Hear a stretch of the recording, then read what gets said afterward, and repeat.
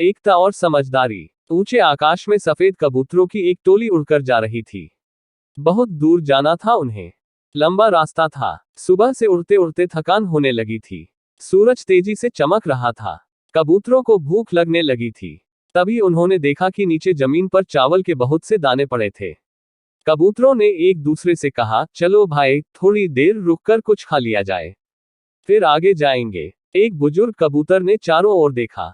वहां दूर दूर तक कोई घर या मनुष्य दिखाई नहीं दे रहा था। फिर चावल के ये दाने यहाँ कहाँ से आए? बुजुर्ग कबूतर ने बाकी कबूतरों को समझाया, मुझे लगता है कि यहाँ कुछ गड़बड़ है। तुम लोग नीचे मत उतरो। लेकिन किसी ने भी उसकी बात नहीं सुनी।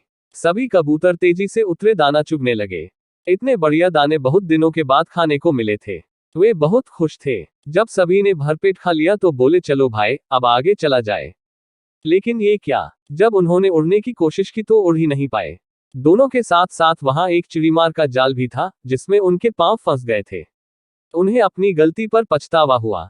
बूढ़ा कबूतर पेड़ पर बैठकर सब देख रहा था। उसने जब अपने साथियों को मुसीबत में देखा तो फौरन उड़ा और चारों ओर देखा।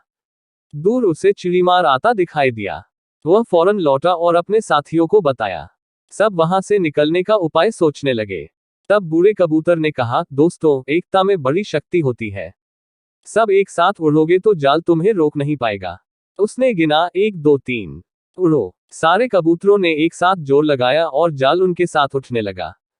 जब तक चिड़ीमार वहां पहुंचा तब तक जाल काफी ऊपर उठ चुका था।